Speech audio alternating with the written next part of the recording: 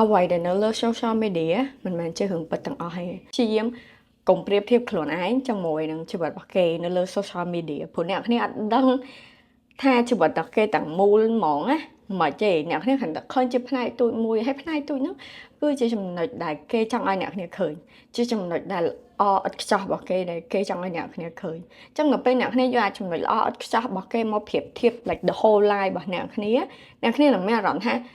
ជីវិតគេដូចល្អដល់ហើយគេស្អាតគេមានគេហ៊ានប្រកែ like everything about you look like សម្រាប់ហ្មងអ្វីដែលនៅលើ social media មិនមែនជារឿងពិតទាំងអស់ទេឥឡូវខ្ញុំឧទាហរណ៍ខ្ញុំជាក់ស្ដែងខ្ញុំថតវីដេអូនេះ10ដងចឹងខ្ញុំមាន10វីដេអូប៉ុន្តែវីដេអូដែលខ្ញុំយកទៅផុសឲ្យអ្នកគ្នាឃើញហ្នឹង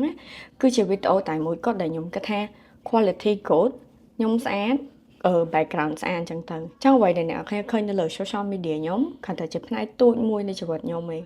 ហើយធម្មតាគឺខ្ញុំផុសអ្វីដែលល្អទៅឯងអាហ្នឹងខ្ញុំឧទាហរណ៍ជាក់ស្ដែងហើយមានតែខ្ញុំឯង like around the globe ណាគេក៏ដោយនៅលើពិភពលោកហ្នឹងគឺគេផុសតែចំណុចល្អនៃជីវិតរបស់គេទៅលើ social media ហ្នឹងឯងប៉ុន្តែអ្នកគ្នាអត់ដឹងថានៅក្នុងជីវិតពិតរបស់គេឆ្លងកាត់អីខ្លះឯង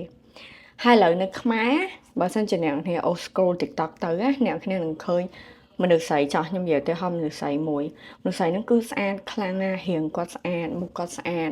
កូនអ្នកមានអីអញ្ចឹងទៅប៉ុន្តែអ្នកគ្នាអត់ដឹងអីថានៅ behind the scene ហ្នឹងshe អត់ហ៊ានញ៉ាំទេព្រោះបញ្ញាំឡើងគីឡូឬមួយក៏ស៊ីញ៉ាំប៉ុន្តែស៊ីញ៉ាំបែបតិចតិចចឹងទៅចឹងអត់បាន enjoy ការញ៉ាំនឹងច្រើនទេឬមួយក៏គ្នាត្រូវទៅហាត់ប្រាណខ្លាំងណា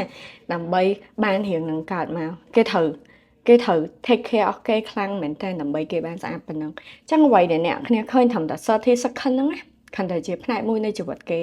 ប៉ុន្តែអ្នកគ្នាអត់បានឃើញពីខាងក្រោយថាគេធ្វើអីខ្លះឲ្យដើម្បីបានជាហ្នឹងចឹងពេល social media ធ្វើឲ្យអ្នកគ្នាមានអារម្មណ៍ថាអាណិតខ្លួនឯងឬក៏មានអារម្មណ៍ថាចំណែនគេថា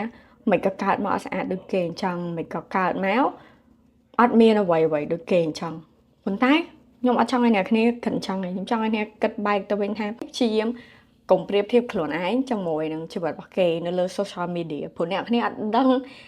ថាជីវិតរបស់គេទាំងមូលហ្មងណាមិនទេអ្នកគ្នាគ្រាន់តែឃើញជាផ្នែកទូចមួយហើយផ្នែកទូចហ្នឹងគឺជាចំណុចដែលគេចង់ឲ្យអ្នកគ្នាឃើញជាចំណុចដែលល្អឥតខ្ចោះរបស់គេដែលគេចង់ឲ្យអ្នកគ្នាឃើញអញ្ចឹងដល់ពេលអ្នកគ្នាយកអាចចំណុចល្អឥតខ្ចោះរបស់គេមកប្រៀបធៀប like the whole life របស់អ្នកគ្នានឹងមានអារម្មណ៍ថា